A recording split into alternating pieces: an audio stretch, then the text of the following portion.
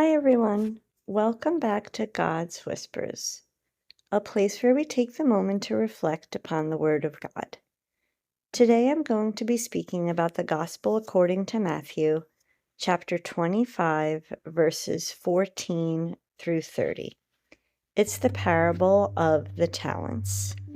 And this parable challenges us to think about how we use what God has entrusted to us. Our gifts, our opportunities, and our times. Let's listen. Jesus told his disciples this parable. A man going on a journey called in his servants and entrusted his possessions to them. To one he gave 5 talents, to another 2, to another 1, each according to his ability. Then he went away. Immediately the one who received 5 talents went and traded with them, and made another 5. Likewise the one who received 2 made 2. But the man who received 1 went off and dug a hole in the ground, and buried his master's money.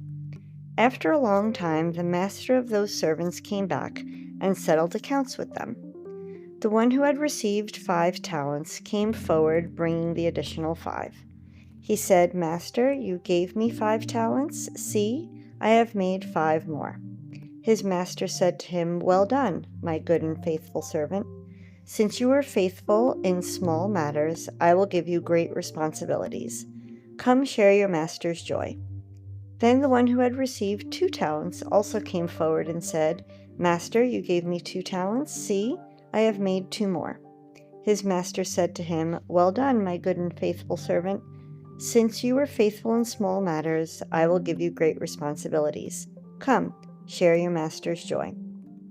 Then the one who had received 1 talent came forward and said, Master, I knew you were a demanding person, harvesting where you did not plant, and gathering where you did not scatter. So out of fear I went off and buried your talent in the ground. Here it is back. His master said to him in reply, You wicked, lazy servant. So you knew that I had harvest where I did not plant, and gather where I did not scatter? Should you not have then put my money in the bank, so that I could get it back with interest on my return? Now then, take the talent from him and give it to the one with 10.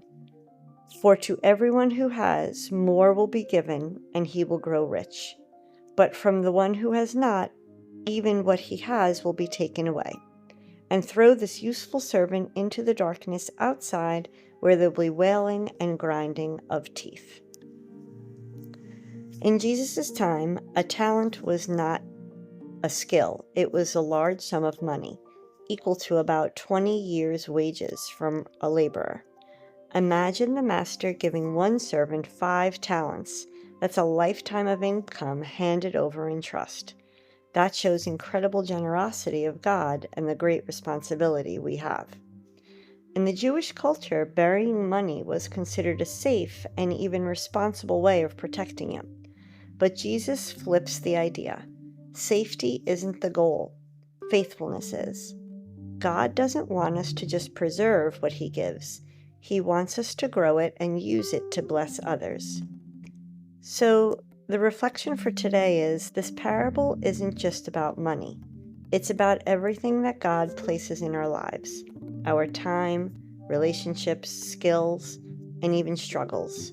The question is, are we using them to serve His kingdom, or are we burying them out of fear?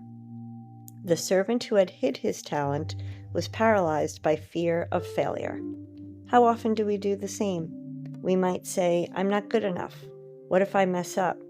But God isn't looking for perfection. He's looking for faithfulness and courage to use what He has given. So in the end, this parable reminds us that one day we will stand before God and give an account. What will we say? That we've buried our gifts, or that we'd offer them back to be multiplied in love? So journal prompts for this passage would be, what talents, gifts, skills, opportunities has God entrusted to me right now?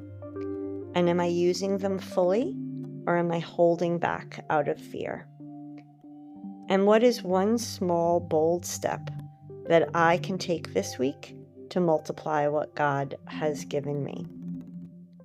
I hope this message has encouraged you, and if you feel like a friend could use some encouragement, please feel free to pass it along. And don't forget to subscribe so you can continue to hear God's whispers.